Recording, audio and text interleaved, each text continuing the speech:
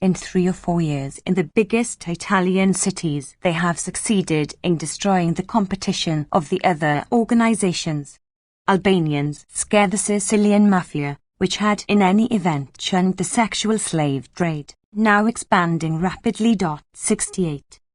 UN Special Investigator for the former Yugoslavia, Jiri Dinstbia, reported to the UN Commission on Human Rights that 380,000 Serbs, Roma, Montenegrins, Slavic Muslims. 139. Kosovo in retrospect. Pro-Serb Albanians and Turks had been displaced in Kosovo double the earlier estimates. What that means is most of Kosovo's minorities no longer are in their original homes. The Yugoslav economy was destroyed. Kosovo is destroyed. There are hundreds of thousands of people unemployed now, he said. There is a very general pessimism. Bitterly critical of NATO policy during and since the war, the former Czech dissident and post-communist foreign minister also warned that Milosevic's position in Serbia might become stronger unless the Kosovo situation changes and anti-Serbian sanctions are lifted. 69. The poorer countries of the region have incurred enormous losses from the blocking of the Danube by NATO bombing at Novi Sad, another centre of opposition to Milosevic. They were already suffering from protectionist barriers that prevent the ships from plying their trade in the EU, as well as a barrage of Western quotas and tariffs on their exports. That blockage of the Danube is actually a boon for Western Europe, particularly Germany, which benefits from increased activity on the Rhine and at Atlantic ports. 70. There are other winners. At the war's end, the business press described the real winners as Western military industry, meaning high-tech industry generally. Moscow is looking forward to a banner year for Russian weapons exports as the world is rearming apprehensively, largely thanks to NATO's Balkans adventure, seeking a deterrent, as widely predicted during the war. 71. More important, the US was able to enforce its domination over the strategic Balkans region, displacing EU initiatives at least temporarily, very likely a primary reason. 140. Noam Chomsky. For the insistence that the operation be in the hands of NATO, a US subsidiary. A destitute Serbia remains the last holdout, probably not for long. A further consequence is another blow to the fragile principles of world order. The NATO action represents a threat to the very core of the international security system founded on the UN Charter, Secretary-General Kofi Annan observed in his annual report to the UN in September 1999. 72. That matters little to the rich and powerful, who will act as they please, rejecting World Court decisions and vetoing Security Council resolutions if that is deemed necessary. It is useful to remember that, contrary to much mythology, the US has been far in the lead in vetoing Security Council resolutions on a wide range of issues, including terror and aggression, ever since it lost control of the UN in the course of decolonization, with Britain second and France a distant third. But the traditional victims take these matters more seriously, as the global reaction to the Kosovo War indicated, and more recently the South Summit.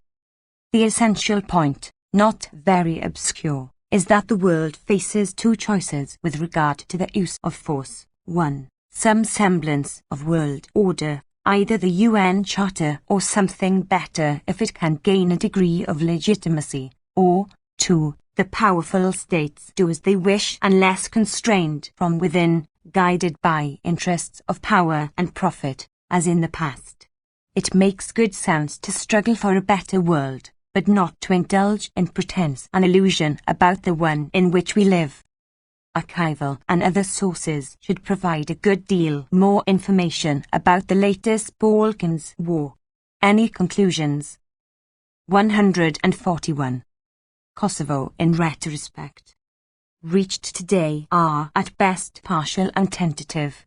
As of now, however, The lessons learned do not appear to be particularly attractive. Notes.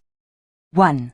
Daniel Pearl and Robert Bloch, Wall Street Journal, henceforth Wall Street Journal, December 31, 1999. 2.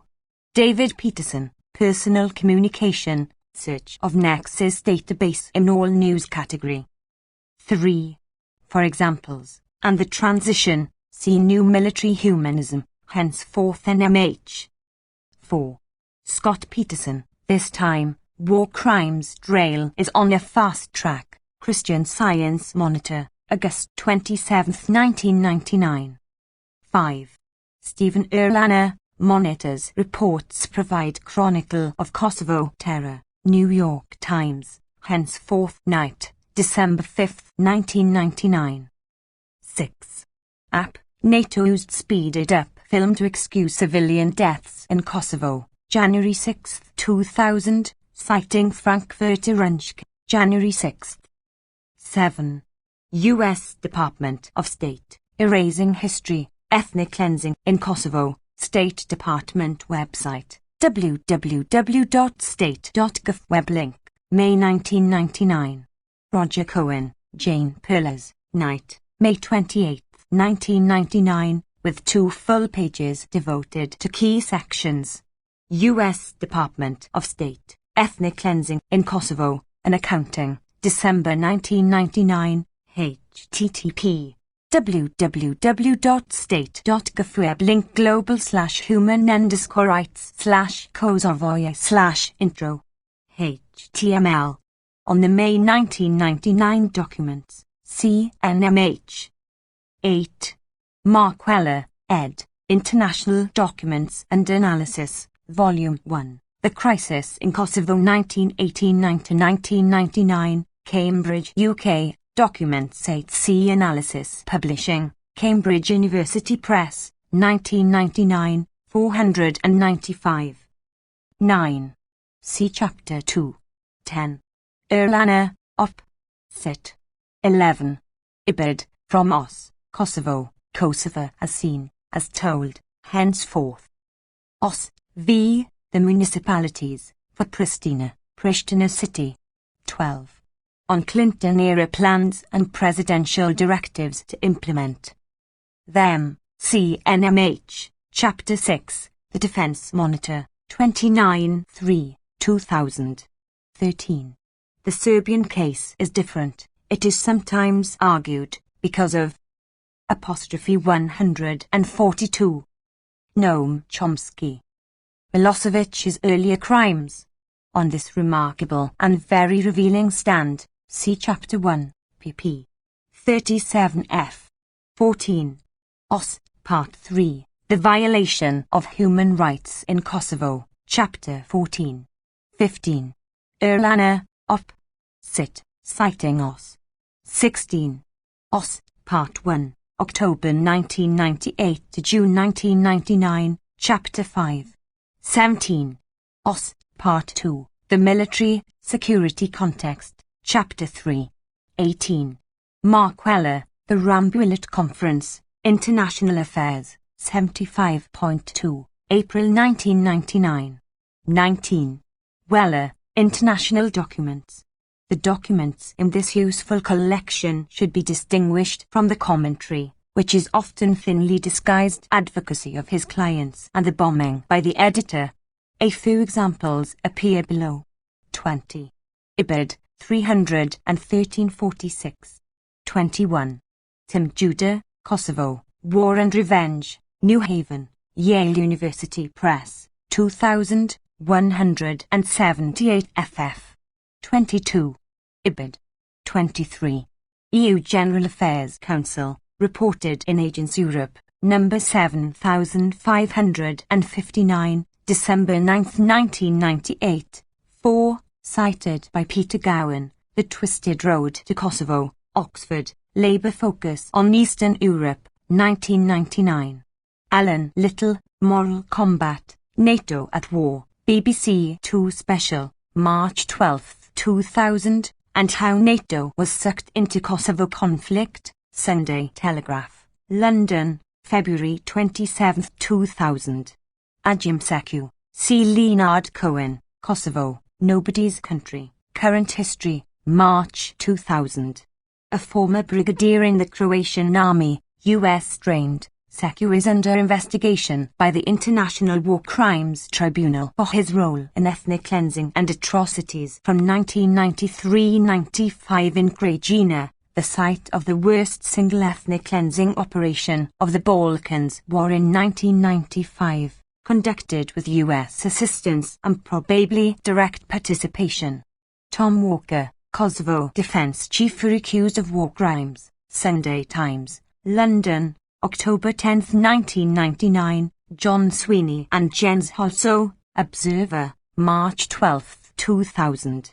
On Krajina, see Night Balkans correspondent David Binder, The Role of the United States in the Krajina Issue, Mediterranean Quarterly, 1997. 24. Tom Walker and Aidan Laverty, CIA-aided Kosovo Guerrilla Army, Sunday Times, March 12, 2000. 25. House of Commons Select Committee on Defense, Minutes of Evidence, Examination of Witnesses, Questions 380-399, March 143. Kosovo in Retrospect. 24 1999, Right Honourable George Robertson, MP. Also cited by MCC Guire, Why Did We Bomb Belgrade? Op. Cit. 26. Report on the new NATO session, March 20, 1999, in the style of a memo to Prime Minister Tony Blair and German Chancellor Gerhard Schroeder, Tim Judah, Op. Cit. 235 ff. 27. Albright, Judah, Op. Cit. 194. Barton Gellman, The Path to Crisis, How the United States and its allies went to war, The Battle for Kosovo, A Defining Atrocity Set Wheels in Motion, International Herald Tribune, henceforth IHT, April 23, 1999. 28. Little, Op. Cit. CPP. 105 f. Above. On the Doubts, see Judah, Little, Op. Cit. 29. Important internal documents from Germany's Foreign Office at http://www.sig.org web linkins/g_graph.html.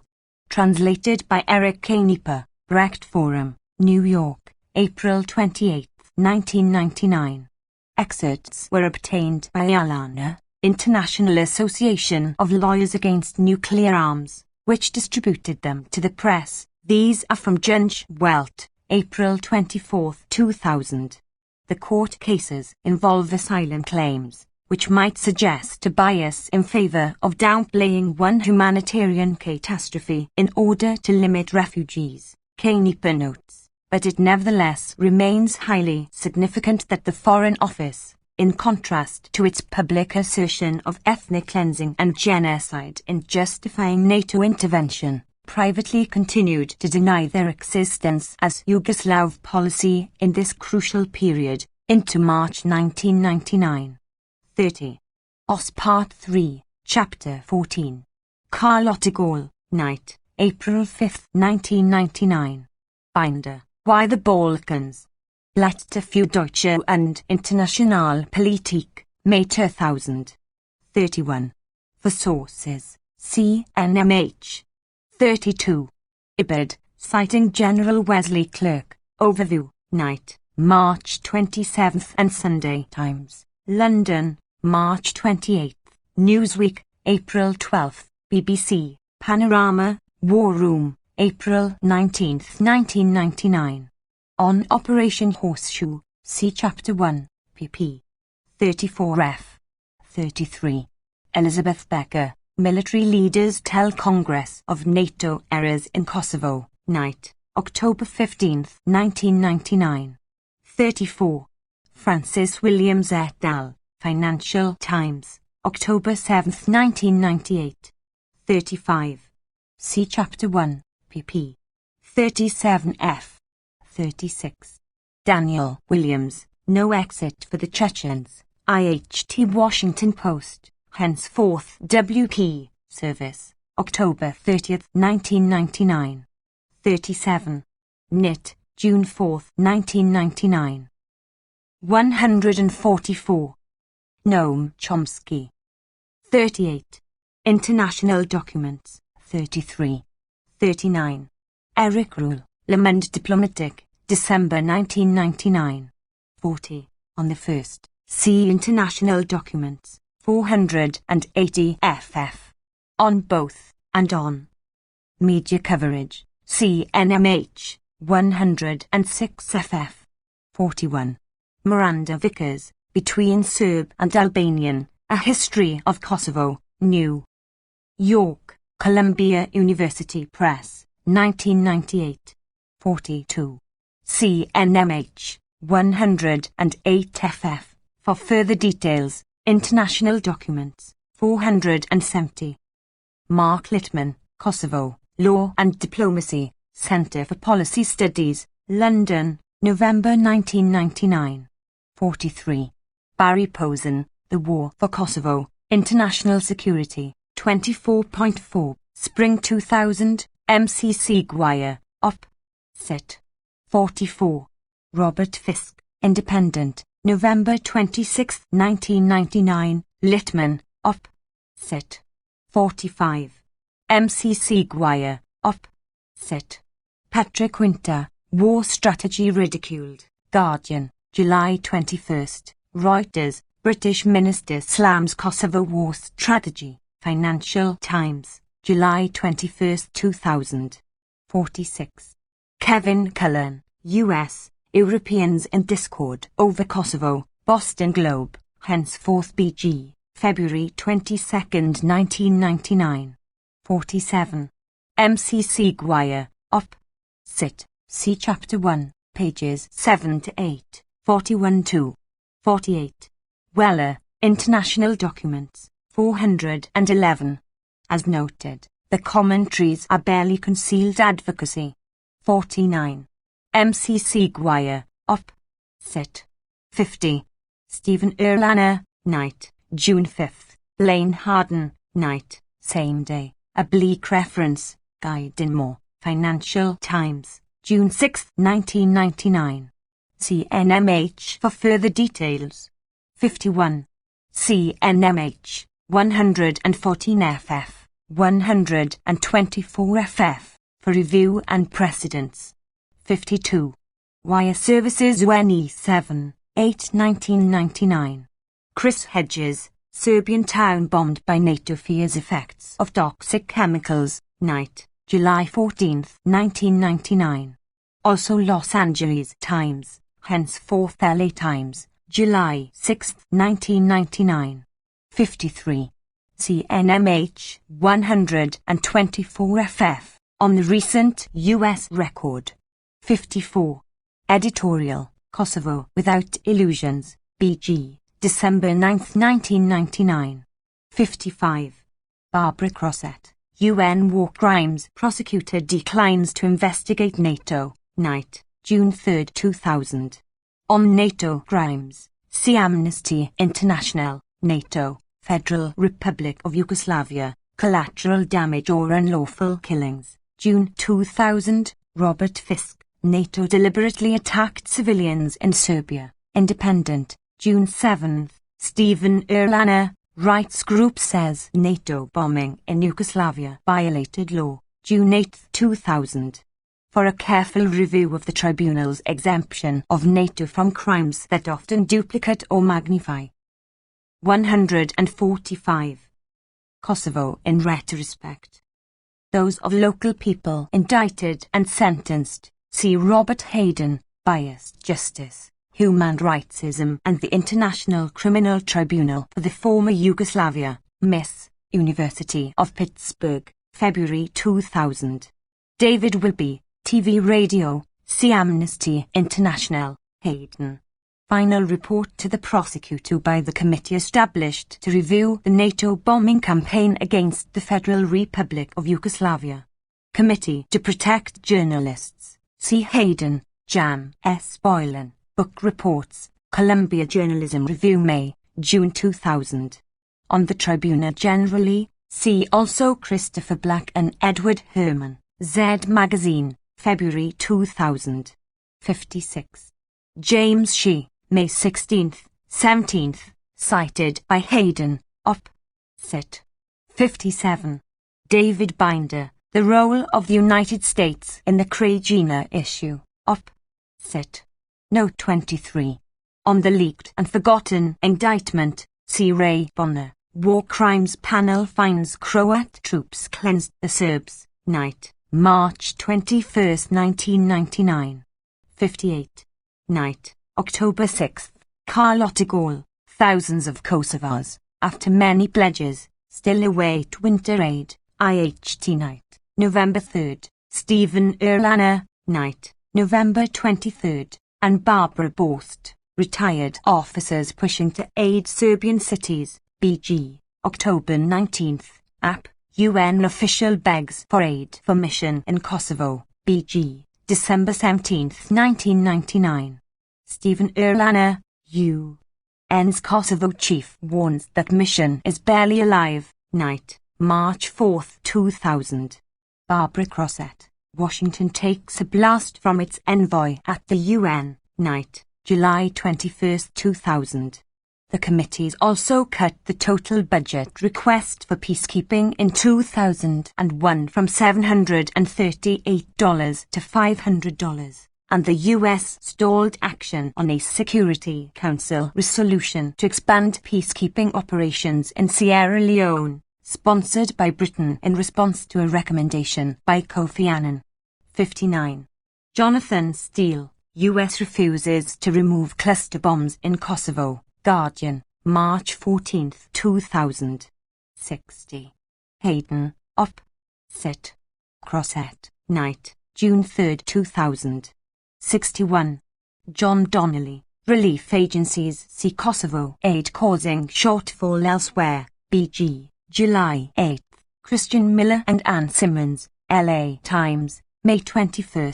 Karen DeYoung, U.S. grows stingier on foreign aid. IHTWP, November 26, 1999. 62. Jeffrey Smith, Actions Louder Than Words, WP Weekly, December 13th, Night, December 5th. Peter Beaumont, Albanian Mafia wages war on Kosovo's Serbs, Guardian, August 19, 1999.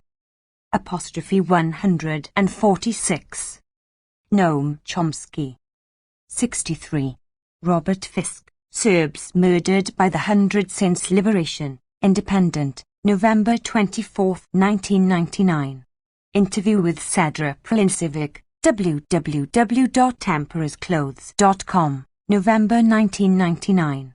Amnesty International News Release, December 23, 1999. 64. Declaration, The Kosovo Conflict and the Consequences on the Roma initiated by the Kosovo Conflict, Skopje, June 16 to the 18th, 2000.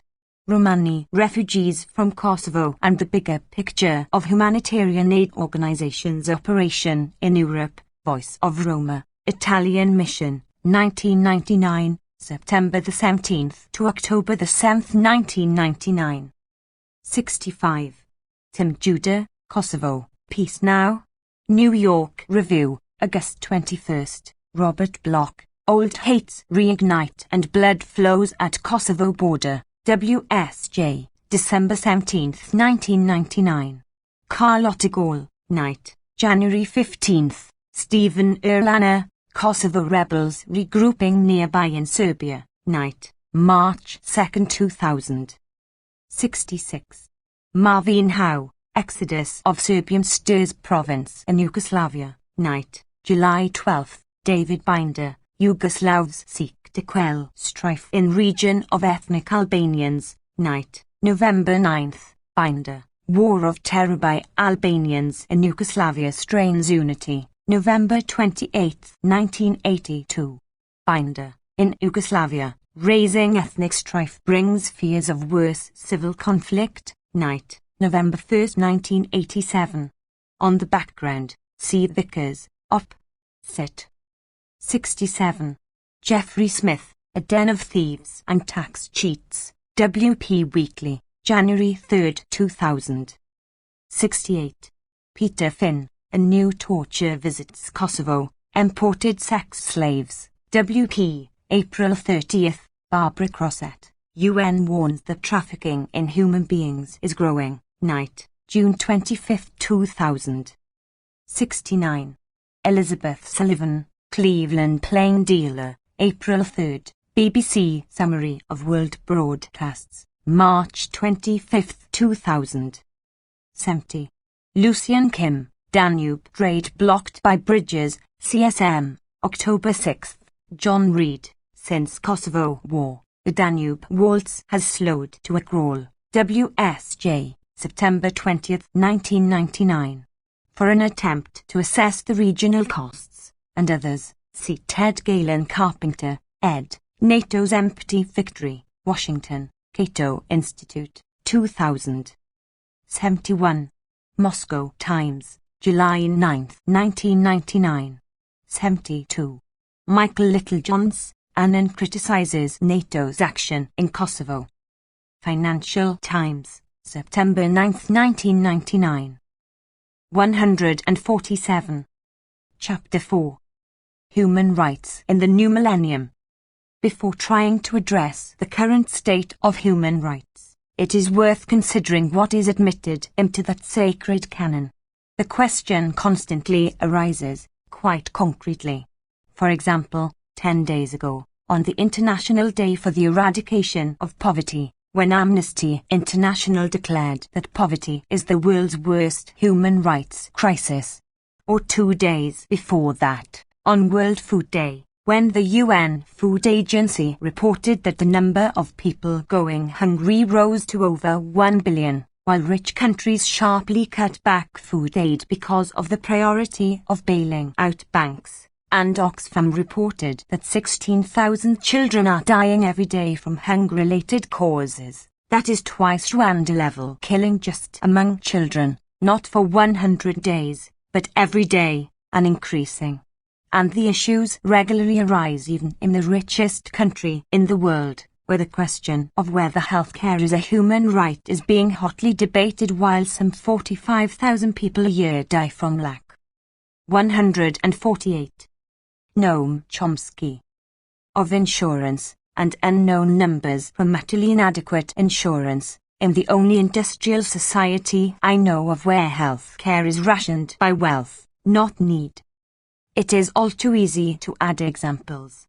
In all these cases, the lives could be saved by a tiny fraction of the GDP of the rich countries, so the question is whether they recognize the right to life as among human rights. There is a gold standard on human rights, the founding documents of the UN, the Charter and the Universal Declaration of Human Rights. The Charter guarantees the right to be protected from what was declared at Nuremberg to be the supreme international crime, differing from other war crimes in that it encompasses all the evil that follows, the crime of aggression, which is reasonably well defined. In practice, the Charter has long ago been revoked. Article 2.4 is in the wastebasket. There are sophisticated arguments in the international law literature to show that it doesn't mean what it says. When we carry out aggression, that is, no such questions arise when Russia or Saddam Hussein do. The US has been, in large measure, the global sovereign since World War II, and remains so despite the increasing diversity of the global economy in past decades. Hence its practices are of great significance in considering the prospects for human rights. It is, for example, of great significance that the US is self-exempted from international law. To mention just one case of no slight import that took place in the real world, but not in official history, there is John F. Kennedy's armed attack against South Vietnam in 1962, an attack that initiated the most severe crimes of aggression since World War II. 149. Human Rights in the New Millennium. Sometimes there have been candid explanations of the reasons for the U.S. exemption from international law. One instructive case was during the U.S. war against Nicaragua in the 80s, which, incidentally, falls quite precisely under aggression as defined at the Nuremberg Tribunal by Justice Robert Jackson, Chief of Counsel for the United States at Nuremberg, restated in an authoritative General Assembly resolution. As you know, Nicaragua brought a case against the U.S. to the ICJ. The case was presented by Abram Chase, a distinguished Harvard University law professor and former legal advisor to the State Department. Most of his case was rejected by the court on the grounds that in accepting ICJ jurisdiction in 1946, the U.S. had entered a reservation excluding itself from prosecution under multilateral treaties, among them the UN and OAS charters. The court therefore restricted its deliberations to customary international law and a bilateral U.S.-Nicaragua treaty. Even on these very narrow grounds, the court charged Washington with unlawful use of force, in informal usage, international terrorism, and ordered it to terminate the crimes and pay substantial reparations, which would have gone far beyond paying off the huge debt that was strangling Nicaragua. The U.S. dismissed the judgment, then vetoed 2 Security Council resolutions supporting it and calling on states to observe international law. It was helped by Britain, which abstained. Congress at once passed bipartisan legislation to escalate the war. The court was dismissed as a hostile forum. New York Times editors, much as the US and Israel now dismiss the UN generally as biased and hostile because it does not always follow orders. 150. Noam Chomsky. The court decision went further. It prohibited any form of intervention that interferes with the right of choice of a political, economic, social and cultural system, and the formulation of policy. The judgment applies to many other crimes, among them the U.S. assault against Cuba for 50 years, including extensive and acknowledged international terrorism and savage economic warfare. U.S. rejection of the court decision in the Nicaraguan case was explained by State Department legal advisor Abram Sofia, now George Shultz, Senior Fellow in Foreign Policy and National Security Affairs at the Hoover Institute, whose publications tell us that Reagan's spirit seems to stride over the country, watching us like a warm and friendly ghost, the kind of words rarely heard outside of Pyongyang, and in this case Stanford University, though they are not alone in worship of the deity.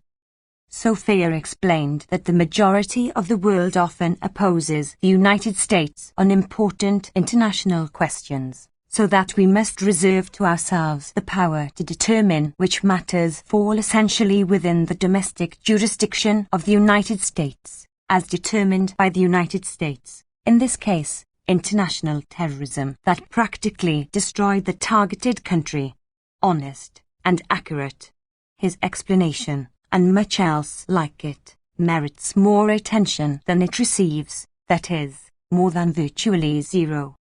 There is not much point going on about the self-exemption of the powerful from international law because it is too obvious to those who are willing to look. Let us turn then to the second of the founding UN documents, the UD. 151. Human rights in the new millennium. The rights I referred to earlier fall under socio-economic rights, Article 25. But that article, too, is in the wastebasket. One leading academic specialist on these matters, Philip Alston, writes that after a brief detour caused by popular pressure in the 1970s, U.S. human rights policy returned under Reagan to the unqualified rejection of economic, social, and cultural rights as rights. That means unqualified rejection of 2/3 of the UD. It should be stressed that these provisions have exactly the same status as others. That has not been in question, at least in the international arena, since the UD was approved in 1948. It was emphasized again at the 2005 UN World Summit. Washington formally agreed, while rejecting the principle, under the usual veil of silence. There have been some open expressions of utter contempt for the guarantees of socio-economic rights. A case in point is Soviet UN Ambassador Andrei Vyshinsky, who dismissed them as just a collection of biased phrases. He was joined by US Ambassador Jean Kirkpatrick, recently honored by Condoleezza Rice as one of the stellar figures of American diplomacy. For Kirkpatrick, the socio-economic provisions of the UN letter to Santa Claus. Neither nature, experience, nor probability informs these lists of entitlements, which are subject to no constraints except those of the mind and appetite of their authors. The same stand was elaborated by Paula Dobrynsky, Under Secretary of State for Global Affairs under Bush II and Assistant Secretary of State for Human Rights and Human Affairs in the Reagan and Bush I administrations. In the latter capacity, she took pains to dispel what she called myths about 152. Noam Chomsky. Human rights. The most salient being the myth that so-called economic and social rights constitute human rights. She denounced the efforts to obfuscate human rights discourse by introducing these spurious rights, which are entrenched in the UD, formulated at U.S. initiative, but explicitly rejected by Washington, not alone, of course. Essentially, the same view was expressed in 1990 by the U.S. representative to the UN Commission on Human Rights, Ambassador Maurice Abraham, explaining Washington's solitary veto of the UN resolution on the right to development, which virtually repeated the socio-economic provisions of the UD. These are not rights, Abraham instructed the Commission. They yield conclusions that seem preposterous. Such ideas are little more than an empty vessel into which vague hopes and inchoate expectations can be poured, and even a dangerous incitement. The fundamental error of the proposed right to development is that it takes Article 25 of the UD to mean what it clearly states, not as a mere letter to Santa Claus. U.S. practice conforms to these principles. The U.S. scarcely ever even ratifies enabling conventions that put some teeth into the letter from Santa Claus. One example is the Convention on the Rights of the Child. It has been ratified by all countries other than the U.S. and Somalia, which has no functioning government. Or the International Covenant on Civil and Political Rights, the leading treaty for the protection of the subcategory of rights that the West claims to uphold. To quote Human Rights Watch and the American Civil Liberties Union, in a joint report on U.S. non-compliance with its provisions. Incidentally, that was in the halcyon days before George W. Bush poisoned the Bureau. 153.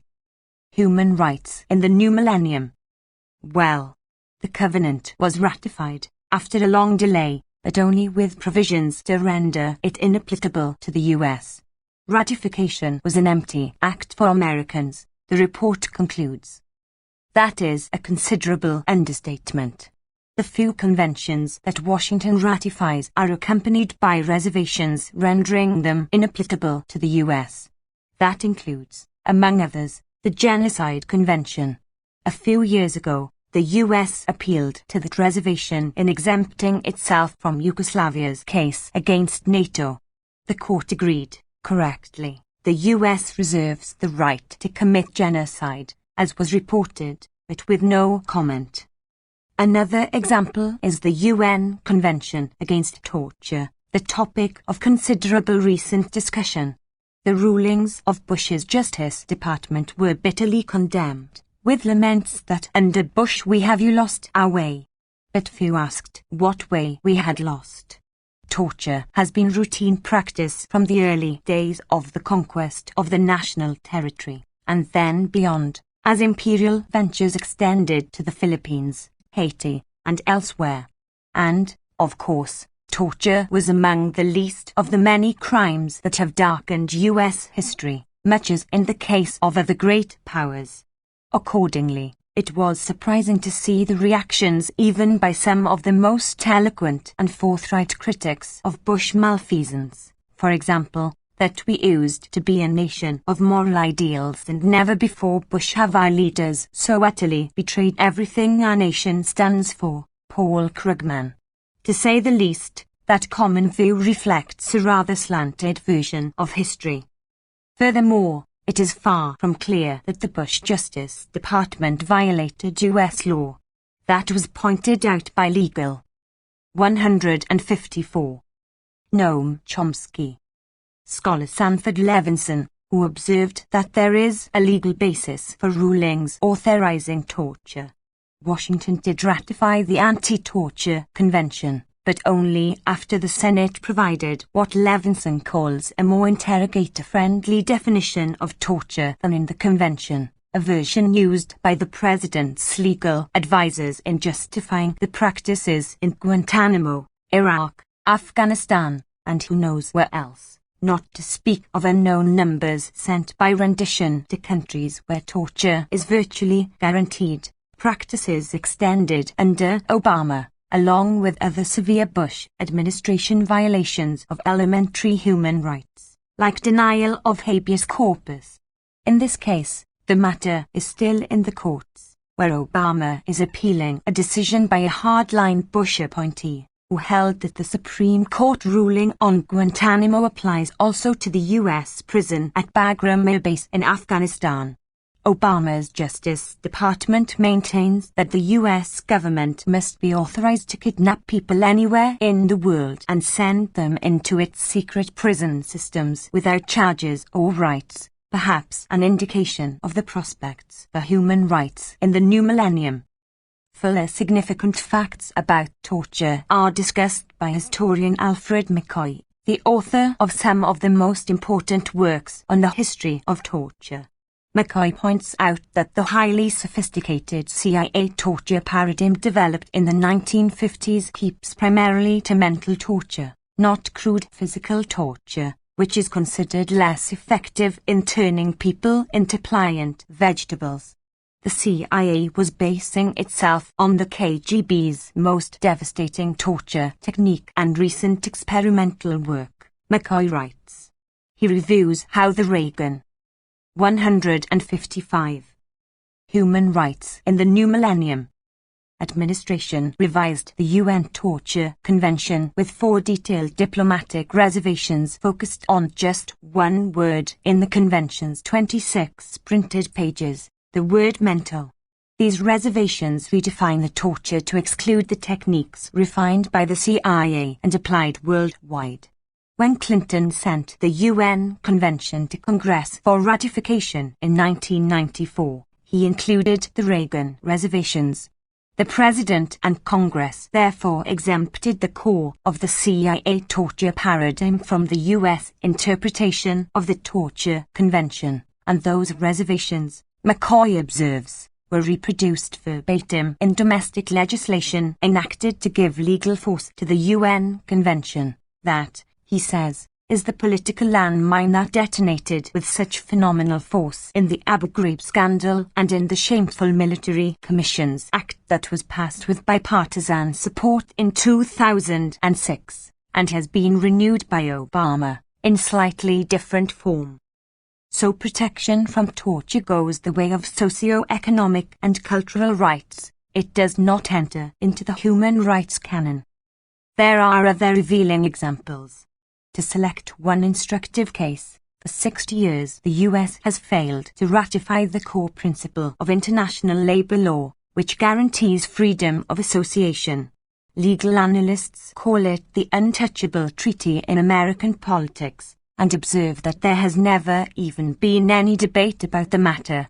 This is particularly striking alongside the intense dedication to enforcement of rights of corporations, as in safeguarding monopoly pricing rights of unprecedented scale, a core element of the highly protectionist World Trade Organization system. 156. Noam Chomsky. Such contrasts lead to situations that are highly revealing about the prospects for human rights. Right now, The two American political parties are competing to see which can uphold more fervently its dedication to the sadistic doctrine that undocumented immigrants must be denied health care. Their stand is consistent with the legal principle, established by the Supreme Court, that these creatures are not persons under the law, hence are not entitled to the rights granted to persons. And at the very same moment, the court is considering the question of whether corporations should be permitted to purchase elections openly instead of doing so only in more indirect ways, a complex constitutional matter because the courts have determined that unlike undocumented immigrants, corporations are real persons under the law, and in fact have rights far beyond those of persons of flesh and blood, including rights granted by the mislabeled free trade agreements. These revealing coincidences elicit no comment. The law is indeed a solemn and majestic affair. I do not want to suggest that nothing has improved with regard to concern for human rights. A significant HR culture has developed among the general population, and that has had consequences that governments and other power systems have been unable to ignore completely, a very important matter. Let's turn to the interesting question of how official doctrines have evolved since the collapse of the USSR. Prior to that, there was a reflexive justification for any act of violence, forceful intervention, subversion, sabotage, terror, and other prima facie violations of international law and human rights. The Russians are coming, period. But with the fall of the Berlin 157 Human Rights in the New Millennium Wall now being commemorated, that option was gone.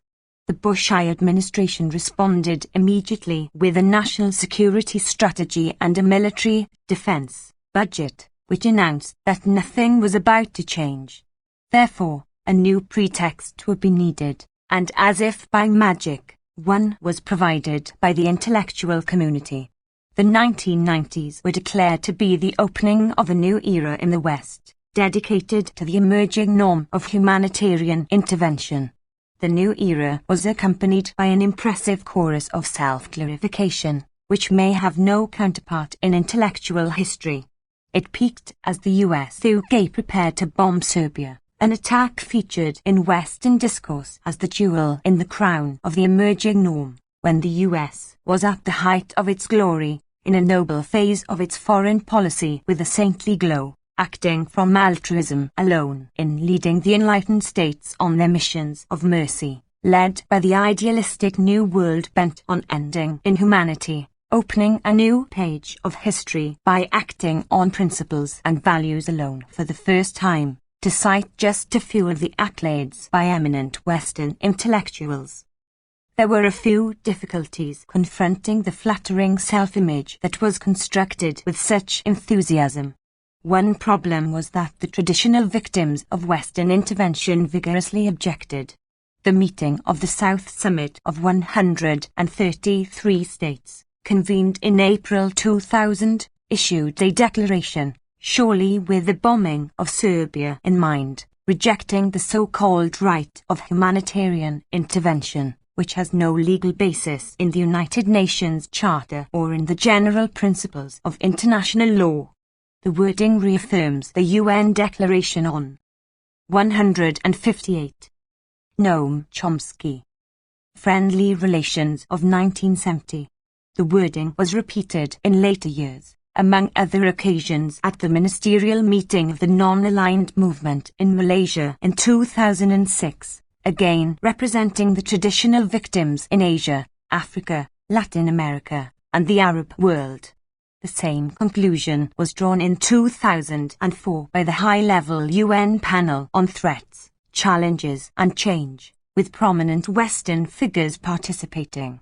The panel adopted the view of the ICJ and the non-aligned movement, concluding that Article 51 of the Charter needs neither extension nor restriction of its long-understood scope. The panel added that for those impatient with such a response, which, of course, bars the jewel in the crown and many other current acts of Western violence, the answer must be that, In a world full of perceived potential threats, the risk to the global order and the norm of non-intervention on which it continues to be based is simply too great for the legality of unilateral preventive action, as distinct from collectively endorsed action, to be accepted. Allowing one to so act is to allow all, which is, of course, unthinkable. The same position was adopted by the UN World Summit a year later, again affirming the unchanging position of the Global South, the traditional victims. Evidently, humanitarian intervention wouldn't quite do, though it lingers. Something else was needed, and lo and behold, a new doctrine emerged, just in time: responsibility to protect, familiarly known as R2P, now the topic of a substantial literature, many conferences, new organizations and journals, and much praise. The praise is justified, at least in one respect. We may recall Gandhi's response to the question of what he thought about Western civilization. He's alleged. 159. Human rights in the new millennium. To have said it would be a good idea. And the same holds of R2P. It would be a good idea. On that much, everyone should agree. But then the usual problems arise. Just what is R2P, and when does it apply? On the first question, what is R2P? There are two versions, commonly conflated, though they differ radically. One is the position of the Global South, formulated in the 2005 UN World Summit. A very different position is articulated in the founding document of R2P, the report of the International Commission on Intervention and State Sovereignty on Responsibility to Protect, of which the leading figure and spokesperson is Australia's Gareth Evans. It is important to distinguish these two radically different conceptions. The World Summit basically reiterated positions already adopted by the UN, at most focusing more sharply on certain components of them. The summit reiterates the stand of the South and the high-level panel that forceful action can only be carried out under Security Council authorization, though it allowed an exception for states of the African Union, granted a qualified right of intervention within the OA itself. If that exception were generalized, the consequences would be interesting. For example, Latin American countries would be authorized to carry out large-scale terror in the US to protect victims of US violence in the hemisphere. We can therefore put the O exception aside, though it is commonly adduced by proponents of R2P to show that it is not an instrument of imperialism, but rather is rooted in the South, as it is in the World Summit version of R2P. The crucial paragraphs of the Summit Declaration all agree, are 138 and 139. Their provisions had not been seriously 160. Noam Chomsky. Tested, and in fact had been affirmed and implemented, specifically with regard to apartheid South Africa. Furthermore, the Security Council had already determined that it can even use force under Chapter 7 to end massive human rights abuses, civil war, and violation of civil liberties, Resolutions 925, 929, 940, mid-1994. And, as analysts have rightly observed, most states are signatories to conventions that legally oblige them to respect the human rights of their citizens, as resolved again by the Summit Declaration. It is therefore not at all surprising that the General Assembly adopted the Summit Declaration, while the sharp North-South split on the so-called right of humanitarian intervention persisted without change. The second version of R2P, in the Evans Report, differs fundamentally from the Summit Declaration. In its crucial paragraph, the Commission considers the situation in which the Security Council rejects a proposal or fails to deal with it in a reasonable time. In that case, the report authorizes action within area of jurisdiction by regional or sub-regional organizations under Chapter 8 of the Charter, subject to the seeking subsequent authorization from the Security Council. This paragraph is plainly intended to apply retrospectively to the bombing of Serbia, just what was forcefully rejected by the Global South and the World Summit version of R2P. This provision of the Evans Commission effectively authorizes the powerful to use force at will. The reason is clear. The powerful unilaterally determine their own area of jurisdiction. The OAS and O cannot do so, but NATO can, and does. NATO unilaterally determined that its area of jurisdiction includes the Balkans, but, interestingly, not. 161. Human rights in the new millennium. NATO itself, where shocking crimes were committed against Kurds in southeastern Turkey through the 1990s, all off the agenda because of the decisive military support for them by the leader of the free world, speaking in the very year when it was praised for the noble phase of its foreign policy with a saintly glow, and, of course, with the aid of other NATO powers. NATO later determined that its area of jurisdiction extends to Afghanistan, and well beyond. Secretary General Jaap de Hoop's for informed a NATO meeting in 2007 that NATO troops have to guard pipelines that transport oil and gas that is directed for the West, and more generally have to protect sea routes used by tankers and other crucial infrastructure of the energy system. The expansive rights accorded by the Evans Commission are in practice restricted to NATO alone, radically violating the principles adopted by the World Summit. They explicitly open the door wide for resort to R2P as a weapon of imperial intervention at will. Let's turn to the second question. How is R2P applied in practice? The answer will surprise no one who has the slightest familiarity with history or elementary understanding of the structure of power. I will not run through the highly selective application, but consider just a few examples. There is no thought of devoting pennies to protect the huge numbers dying from hunger and lack of health care, or deprivation of other rights that are dismissed as myths and dangerous incitement by Washington. Protected populations are also barred from protection, among them the victims of US-Israeli attack in Gaza, who are protected persons under the Geneva Conventions, those who are the direct responsibility of the security. 162. Noam Chomsky.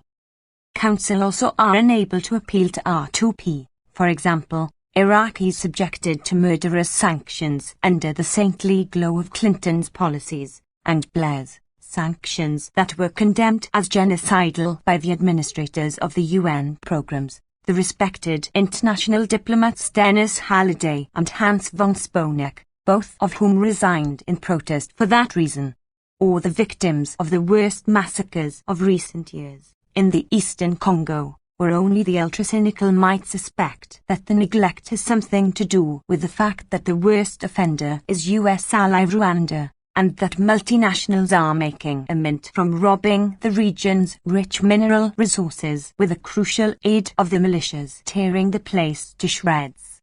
And on, just as the rational would expect. There is also a lot to say about the jewel in the crown, Kosovo, but in England that, and the Balkans generally, is a matter of fanatic religious doctrine, much more extreme than that evoked by Israel in the US, so one cannot talk about it without a lot of time and a full apparatus of footnotes, and even that only evokes impressive tantrums, an interesting story that I'll put aside. R2P is rather like democracy promotion. The leading scholar, advocate of this cause, Neo-Reaganite Thomas Carothers, ruefully concludes from his careful inquiries that the US promotes democracy if and only if that stance conforms to strategic and economic interests, a pattern that runs through all administrations. Leaders are schizophrenic, he concludes with puzzlement. Critics sometimes speak of double standards. But there is no puzzle, and there is a single standard. The standard was described accurately enough by Adam Smith. 163. Human Rights in the New Millennium. Speaking of England in his day, where the merchants and manufacturers were the principal architects of policy and made sure that their own interests had been most peculiarly attended to, however grievous the effect on others, including the people of England, but much more so the victims of the savage injustice of the Europeans, particularly the victims of England in India, his prime concern. Much has changed since his day, but the principle remains. There was great indignation last summer when General Assembly President Miguel Descoto called a session devoted to R2P. The Economist warned of the danger that an angry, inconclusive General Assembly debate might undermine this idealistic effort to establish a new humanitarian principle, now coming under attack at the United Nations, an attack that the journal conjured up. As I mentioned, virtually no one opposes R2P in the form adopted at the World Summit, though there is very good reason to oppose the Evans Commission version and selective application of the Summit Declaration. The Economist editors were encouraged, however, that the angry opponents they invented, of whom I was one, incidentally, would at least be countered by one panel member, Gareth Evans, a former Australian foreign minister and roving global troubleshooter, who makes a bold but passionate claim on behalf of a three-word expression which, in quite large part thanks to his efforts, now belongs to the language of diplomacy, the responsibility to protect. Their ode to Evans is accompanied by a picture showing him with his hands on his face, grieving that his bold and passionate claim is coming under threat. The subtitle reads, "A Lifelong Passion to Protect." 164. Noam Chomsky. The journal chose not to run a different picture, from about the same time, which sheds some light on this lifelong passion. It shows Evans with his Indonesian counterpart Letters, joyously celebrating the treaty they had just signed granting Australia the right to rob the oil resources of what the treaty calls the Indonesian province of East Timor. The treaty offered nothing to the remnants who survived the Western-backed onslaught on East Timor. It is, furthermore, the only legal agreement anywhere in the world that effectively recognizes Indonesia's right to rule East Timor, the Australian press reported. The Evans Letters picture is familiar among those who happen to see a problem when their own countries provide the decisive support for aggression that led to one of the worst slaughters of the modern period, continuing right through the chorus of self-congratulation in 1999 at a level beyond Kosovo before the NATO bombing, and, of course, the past record far exceeded the atrocities of the Balkans. It is an uncomfortable topic, so the factual record is best avoided, or denied, as is regularly done, sometimes in remarkable ways that I will not review. The journal's choice of a photograph should come as no surprise. 20 years earlier, when the basic facts of the near-genocidal slaughter carried out with US-UK support were well known, the editors described the great mass murderer and torturer Suharto as at heart benign toward foreign investors, at least, while denouncing the propagandists for the guerrillas in East Timor and Irian Jaya with their talk of the army's savagery and use of torture, including the church. 165. Human Rights in the New Millennium. In East Timor, thousands of refugees in Australia and Portugal, Western diplomats and journalists who had chosen to see the most respected international human rights monitors, and more recently a UN-backed Truth Commission, all propagandists rather than intrepid champions of human rights, because they had quite the wrong story to tell. And who could be a more noble and passionate supporter of R2P than the person who celebrated his achievement of granting Australia the rights to the sole resources of the territory brutalised with Australian support, while explaining that it matters little because the world is a pretty unfair place, littered with examples of acquisition by force. True enough, a matter that appears to be of slight concern to the advocates of selective R2P, and also to the Western intellectuals who feign great indignation at the other fellows' crimes, while easily condoning or denying their own, updating a leading theme of the inglorious history of intellectuals from the earliest records. What then are the hopes for human rights in the new millennium? I think the answer is the one that reverberates through history, including recent years. It is not a law of nature that we have to subordinate ourselves to the violence and deceit of the principal architects of policy and the doctrinal manipulation of the servants of power. As in the past, an aroused and organized public can carve out space for authentic concern for human rights, including R2P, today, more easily than ever because we can benefit from the legacy of past struggles and their achievements. 166. Acknowledgements. Chapter 2 is expanded from Favert Occidental pour les massacres, Le Monde Diplomatique, October 1999, and the United States, East Timor, and intervention in the Bulletin of Concerned Asian Scholars. It also appears in a different form in Richard Danta, Mark Selton, and Stephen Shalom, eds. East Timor, Indonesia, and the World Community, Boldico, Roman and Littlefield, 2000. Chapter 3 is expanded from the afterword to the French edition of The New Military Humanism, Lausanne, page 2, 2000, which also appears in other translations and in Z magazine, April, May 2000. Chapter 4 is the transcript of a lecture given at the London School of Economics and Political Science on October 29, 2009. 167. Index. Abram, Morris, 153 Afghanistan, U.S. Justification for invasion of, via, U.S. torture practices, 155 Africa, A diverted to Kosovo, 135, R2P response, 160, U.S. policies, 27 to 28 Ajami, Fuad, 37 letters, Ali, 83, 165 Albania, border involvements, 102, 107, and Kosovo, 25, Mafia, 139, post-war ethnic violence in Kosovo, 136 to 137, refugees, 112 to 113, 118 to 119 Albright, Madeline, Rambuillet ultimatum,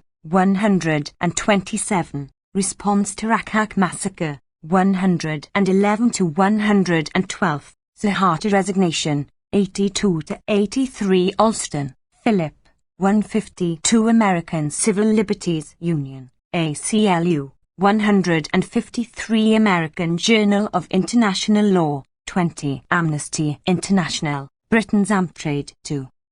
Indonesia, 68, on East Timor, 52 to 53, 54, post-war ethnic violence in Kosovo, 136 to 137, poverty as human rights crisis, 148 Anderson, Benedict, 50, 70 to 71 Angola, 135 Annan, Kofi, East Timor War Crimes Tribunal, 56, NATO action as threat to international security system, 141, Sierra Leone, 28 Australia, East Timor's post-Huai fortitude, 86, Indonesian annexation of East Timor, 22, 23, intelligence on military elite, 69, 71 to 72, oil rights in East Timor, 165 to 166, peacekeeping, 52,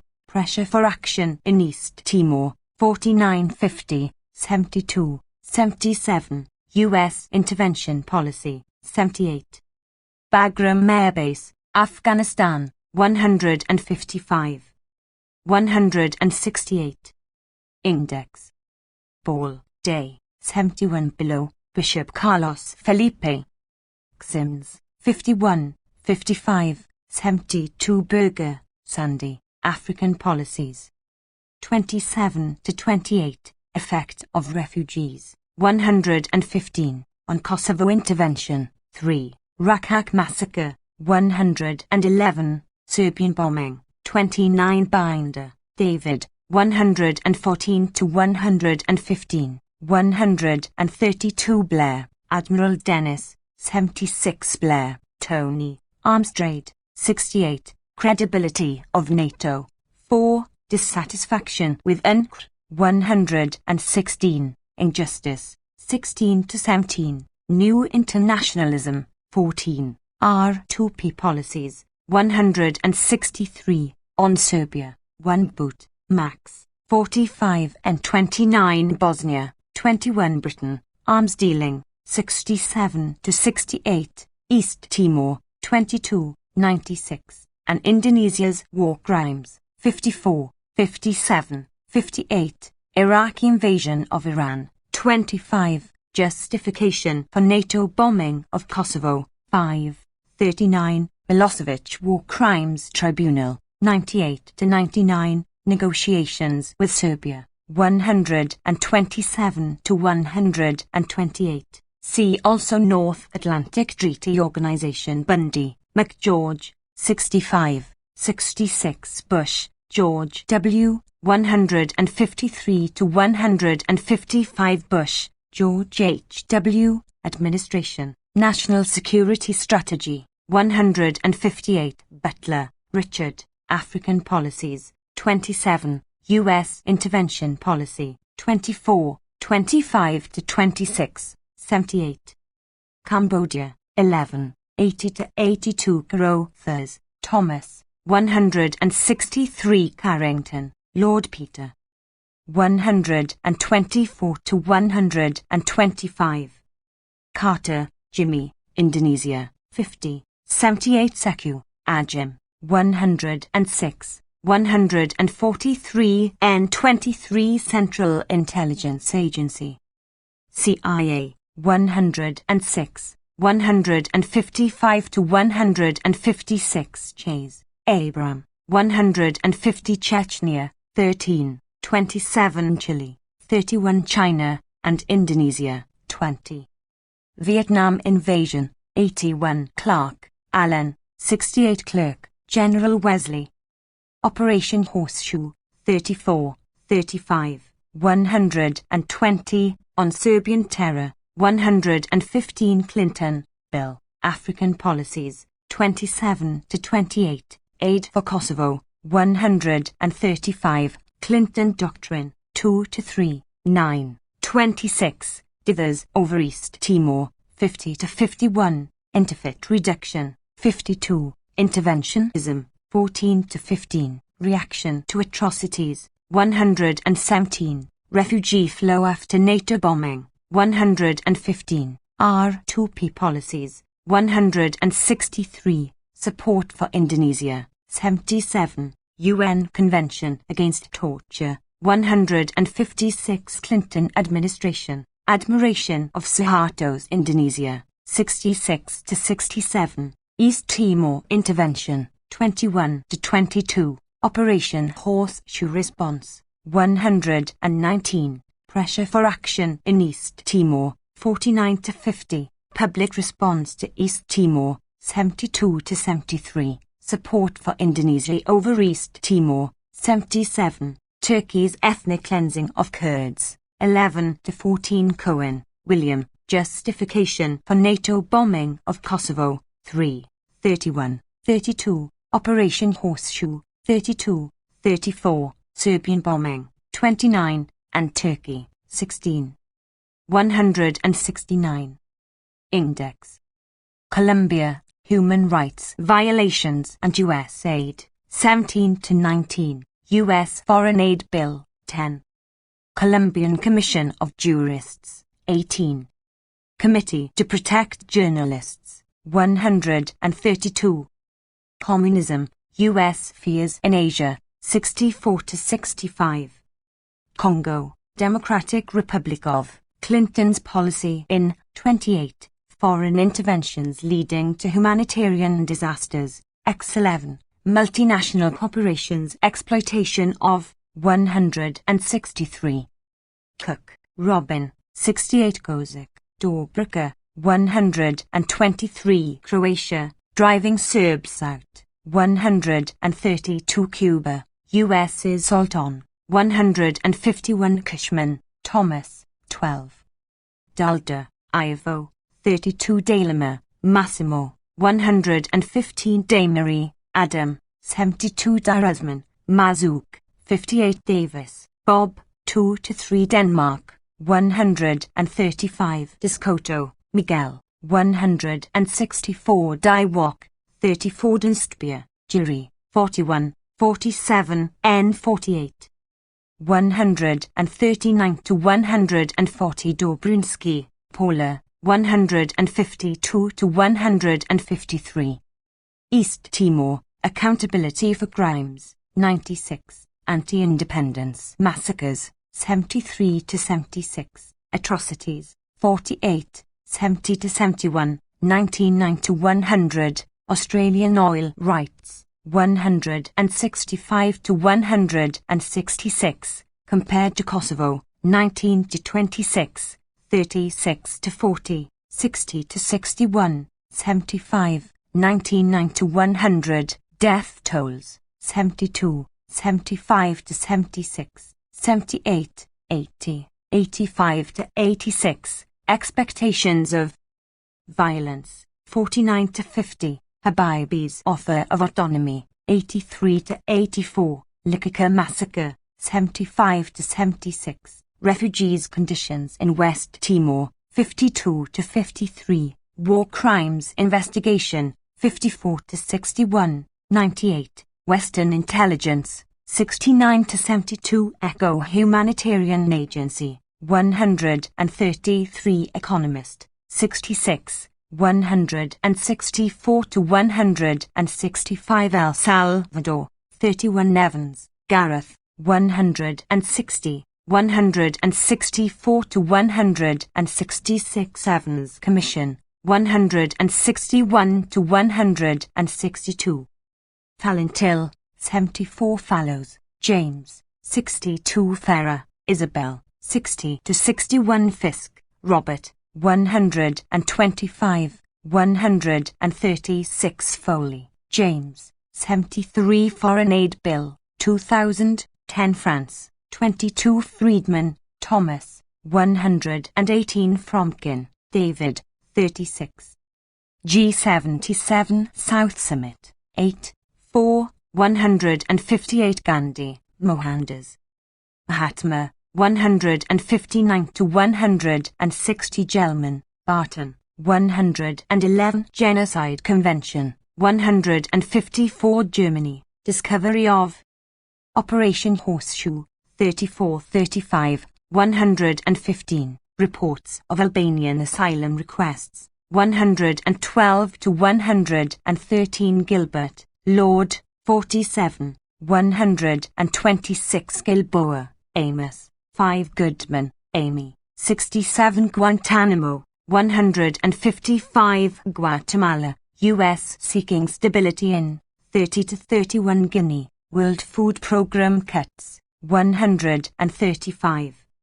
Habibie, B.J., 83 to 84, Halliday, Dennis, 163. 170.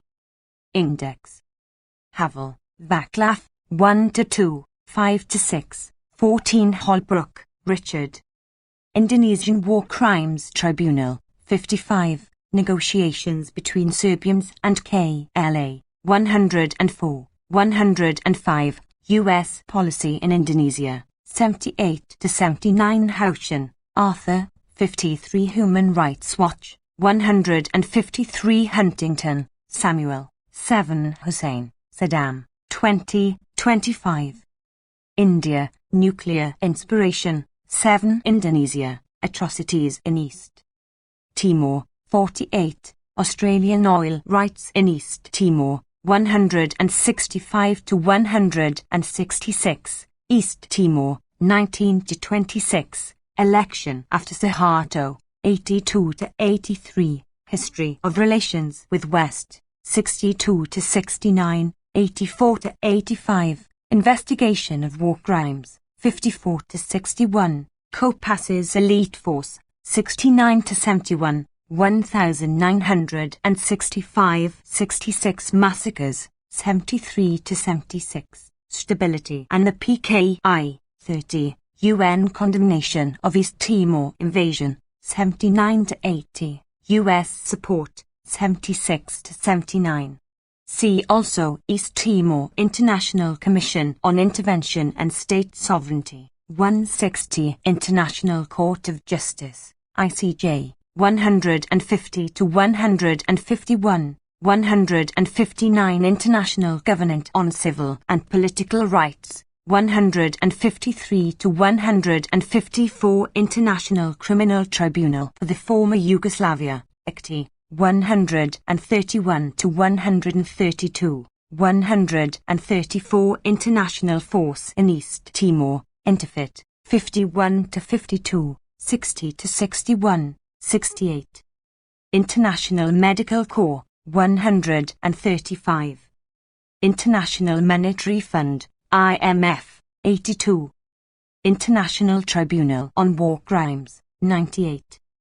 Iran, 25. Iraq, US and British view of sovereignty, 25. US justification for invasion of VI, US torture practices, 155. Irian Jaya, West Papua, 66. Iron balance, 69. Israel, expulsion of Palestinian population, 33. 101. In Lebanon, 15. 110 to 111. Potential for Lebanon intervention, 5. UN as hostile forum, 150. Italy, Roma refugee camps in, 137. Jackson, Robert, 150. Japan and Indonesia, 52. US as threat to world peace, 7. Jenkins, David, 70. 71. Johnson, Chambers, 7. Johnson, Lyndon B. and Indonesia, 64. Judah, Tim, 13. 105. Cam, Henry, 62. Khan O. Stanley, 62. 81. Kennan, George, 85. Kennedy, John F. 66. Kent, Randolph, 135. Khmer Rouge, Vi, 11. 81. 82. Kirkpatrick, Jean, 152. Kissinger, Henry, and Chile, 31. Harold, 53. Kopassus elite force, 69 to 71. Kosovo, compared to East Timor, 19 to 27, 36 to 40, 60 to 61. 171. Index. Kosovo, continued, 75, 99 to 100, diplomatic options, 123, expulsion of Serbs and Romas, 136 to 138, NATO intervention, 1 to 4, NATO occupation, 134 140, NATO perception of situation before bombing, 103 to 114, Operation Horseshoe, 31 to 36, 75, 115, 119, 120, post-war aid, 133 to 135, post-war ethnic violence, 136 to 140, propaganda, 94 to 95, Rakak massacre, 99, 109, 111 to 112, refugees, 103, 112 to 121, 137, 139 to 140, R2P, 163, search for war crimes evidence, 95 to 97, Solzhenitsyn bombing of, 6 to 7, unexploded cluster bombs, 133 to 134. Kosovo Liberation Army, KLAUCK, abductions perpetrated by, 108 to 109. Impunity over justice, 136. Killing fields, 34, 97. OSS investigation, 101 to 103. Situation before NATO bombing, 104 to 114. Kosovo verification mission, KVM, 104, 105. CIA officers, 106. KLA Serb agreement, 104 to 105. Operation Horseshoe following withdrawal of, 32. Serbia ethnic cleansing investigation, 35. Withdrawal, 100 to 102, 107, 116, 119 to 122. Krugman, Paul, 150. Flower Kutperman, Alan, 36. Kurds, in Turkey, 10 to 14, 162. Languth, A.J., 81. Latin America, R2P response, 160. Lebanon and Israel, 15, 110, 111, 1982 invasion casualties, 44 and 20. Levinson, Sanford, 155. Liberia, World Food Programme. Cuts, 135. Libya, NATO bombing, Vi7, 12-13, 14-15. Likiki massacre, 75 to 76, 99. Lukwai, Hines, 34 to 35. Macedonia, refugees in, 118, 137. Makrim, General, 70. Mandela, Nelson, on Kosovo, 5. Martic, Milan, 134. Masters, Edward, 50. McCain, John, 3. MCC Guire, Michael, on NATO. Bombing, 7 to 8, 41 to 42. Rambuilita Accord, 124 to 129. McCoy, Alfred, 155 to 156. McNamara, Robert, Indonesia, 64, 65, 66. Regional political stability, 77. McNaughton, Andrew, 60. Mearsheimer, John, 7. Military Commissions Act, 156. Miller, Judith, 16. Milosevic, Slobodan, Atrocities compared to East Timor, 38. Imposition of apartheid regime, 139. Indicted for war crimes, 54. Operation Horseshoe, 31 to 33. Opposition, 130. Post-war aid to Kosovo, 133. Propaganda about, 95. Rakak massacre, 112. Rambuillit ultimatum, 124. 126 to 127, 131. Shawcross's study of, 20. 172. Index. Support in Serbia, 140. U.S. case against, 98 to 99. Moynihan, Daniel Patrick, 79 to 80, 93. N61. Murdoch, Lindsay, 58. Murphy, Dan, 56.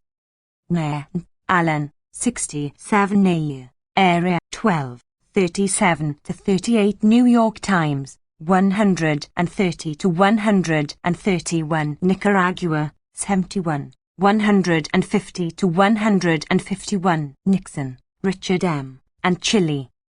31. Non-aligned movement, 8, 159. North Atlantic Treaty Organization, NATO, bombing of Serbia, 1 to 3. Civilian deaths, 97 to 98. Cluster bombs, 133 to 134. Credibility, 107. Effect of bombings on killings, 102. Failure of Rambuillit ultimatum, 124 to 130. Justification for bombing, 3 to 8. 29, 32 to 42, 39 to 40, 117, 122. For occupation, 133. Negotiations during bombing, 130 to 132. Occupation of Kosovo, 135 to 140.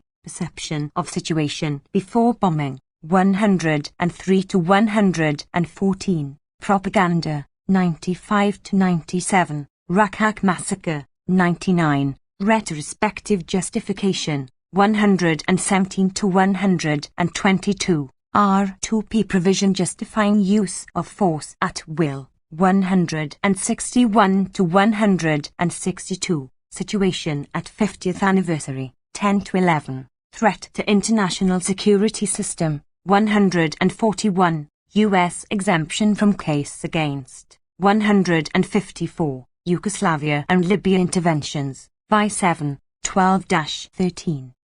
North Korea, 7 Nouvel Observateur, 81 Nuremberg Tribunal, 150. Obama, Barack, 155 O'Hanlon, Michael, 32 Operation Horseshoe, 31 to 36. 75, 115, 119, 120 Organization for Security and Cooperation in Europe, OSCE, Inquiry into Serbian War Crimes, 97 to 104, 110, 121, 135 to 136. Operation Horseshoe, 34 to 35. Serbia condemns withdrawal, 123 to 124. Oxfam, 148. Pal, Douglas, 77. Pansevo Refinery, 130 to 131. Picado, Sonia, 57, 58. Pike, Douglas, 65. Pol Pot, 82. Portugal, 52, 80, 83 to 84. Posen, Barry, 124. Prabowo, General, 66. Plincevic, Cedra, 136. Brigham, Jacques, 121. Rakak massacre, 99, 106, 111, 112. Rambuilita Accord, 120, 123, 124 to 130. Randall, Jonathan, 11. Reagan, Ronald, 151, 152. Reston, James, 64. Rice, Condoleezza, 152. Right to Development. Resolution, 153. Riley, Mark, 56 to 57. Robertson, George, KLA. Responsibility, 106 to 107. On Prabowo, 66. 173. Index. Robinson, Mary, 56. Rome International Center, 137. Romani people, 136 to 138. Truza, John, 49. Rule, Eric, 121. R2P, responsibility to protect. Vi, 9, 159 to 166. Rugova, Ibrahim, 123. Russia, Chechnya, 13. Negotiations with Serbia and NATO, 125, 130. Opposition to NATO bombing, 24. Threat to peace, 7. Rwanda, 9, 10-11, 163. Said, Edward, 40 to 41. Skarping, Rudolph, 34 to 35. Sver, Jap de Hoop, 162. Sif, Zef, 5. Skolts, Lars, 45 and 25. Serbians and Serbia. Comparison to Indonesia East Timor situation, 24. Emerging norm of U.S. humanitarian intervention, 158. Justification for bombing, 36 to 42. 118, 161. National Assembly Resolution, 123 to 124. NATO bombing, 1 to 4. 19. NATO perception of situation, 104 to 114. in NATO-occupied Kosovo, 136 to 139, negotiations during bombing, 130 to 132, oil refineries bombings, 130 to 131, Operation Horseshoe, 31 to 36, 75, 115, 119, 120, post-war ethnic violence in Kosovo, 136 to 140, Rambulita Accord, 125, refugees from Kosovo, 114, 115, R2P justifying bombing, 161, U.S. justification for bombing, 29, war crimes analysis, 98, 101 to 102, war crimes inquiries, 77 to 104, Shawcross, William, 20 to 21, 45 and 29, Shee, James, 97, 132, Shelton, Henry, 4, 29, 31, Sierra Leone, U.S. drags on support, 28, World Food Programme cuts, 135, Sivers,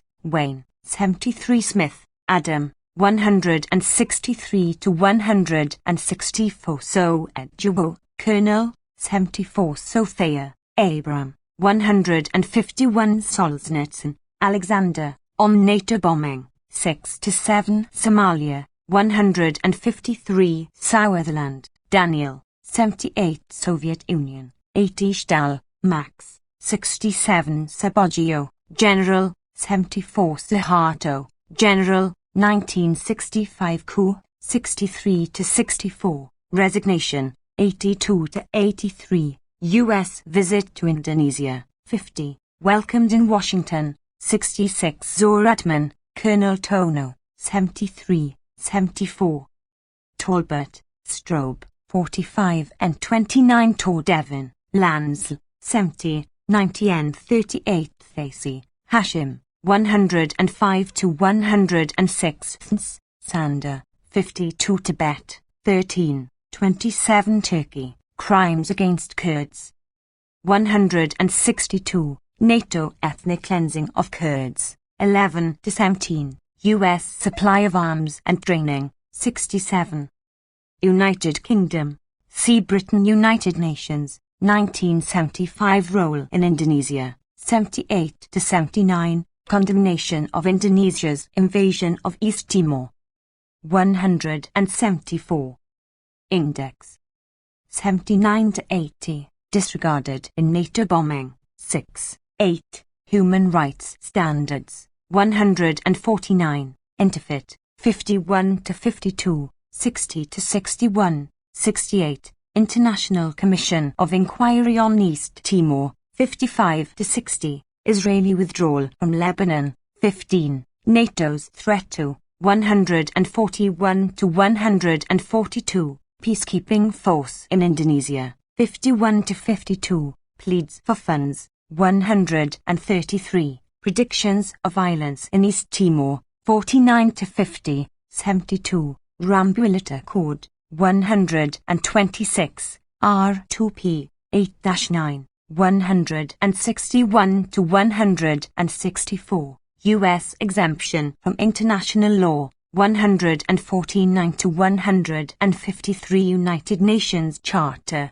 8, 149, 158, 161, United Nations Commission on Human Rights, 139 to 140, United Nations Convention Against Torture, 154, 156, United Nations Convention on the Rights of the Child, 153, United Nations Declaration on Friendly Relations, 158 to 159, United Nations High Commission for Refugees, UNHCR, Albanian and Serb casualties, 110, budgetary crisis, 116, evacuation program, 114, 115, post-war aid to Kosovo, 133, Roma persecution in Kosovo, 137 United Nations Interagency Update, 107 to 108 United Nations International Commission of Inquiry on East Timor, 55 United Nations International Force in East Timor. Interfit, 51 to 52, 60 to 61, 68 United Nations Panel on Threats, Challenges and Change, 159 United Nations World Summit, 2005, 152, 160 United States, Africa, 26 to 27, 8 to Colombia, 17 to 19, Anti-Torture Convention, 154 to 156, Arms Supplies for Turkey's Ethnic Cleansing of Kurds, 11 to 17, Assassination of Latin American Dissidents, 6, Continued Support for Indonesia, 76, Creating Stability in the World, 30 to 31, Credibility, 127 to 128, East Timor, 21, 22, 24, 26, 48, 49 to 51, 96, 99, 117, Emerging Norm of Humanitarian Intervention, 158 to 160, Exemption from International Law, 149 to 153, Failure to ratify labor law principles, 156 to 158, Foreign Aid Bill, 10, History of Relations with Indonesia, 83 to 85, Human Rights Issues, 153 to 154, Ignorance of Serb Ethnic Cleansing, 35, and Indonesia's War Crimes, 54, 56 to 59, Interventionist Role, 12-13, Justification for NATO Bombing, 3 to 4, 39 to 42, Justification for Terrorists' Attacks Against, 100 to 101, Military Supplies and Training for Indonesia, 62 to 69, Milosevic War Crimes Tribunal, 98 to 99, One-Way Nature of Intervention, 7, 8, Post-War Aid to Kosovo, 175. Index. United States, continued, 133 to 135, Public Reaction to East Timor, 72 to 73, R2P, Vi7, Suharto Resignation, 82 to 83, Support for Indonesia, 76 to 78, Threat to Peace, 7 to 9, Veto of UN Security Council Resolutions, 141, Vietnam Involvement, 65. See also North Atlantic Treaty Organization. Universal Declaration of Human Rights, 149, 152, 153.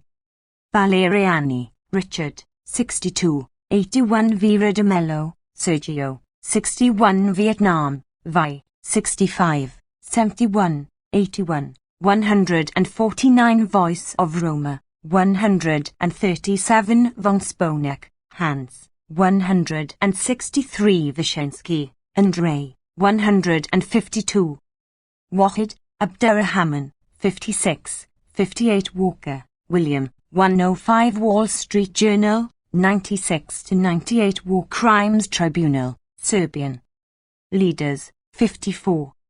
Washington Post, 56 Weller, Mark, Justification for NATO Bombing, 119, 120, 122, Kosovo Atrocities and Expulsions, 103, on Rambouillet, 128 to 129 Wells, Sumner, 85 West Timor, 52 Wilby, David, 132 Williams, Ian, 40 to 41 Wimhurst, David, 60 Wiranto, General, Continued Support, 76, Implication in Atrocities, 71 to 72, Indonesian War Crimes Tribunal, 55 to 56, 58 World Bank, 82 World Food Day, 148 World Food Programme, 135 World Summit, 2005, 151 World Trade Organization,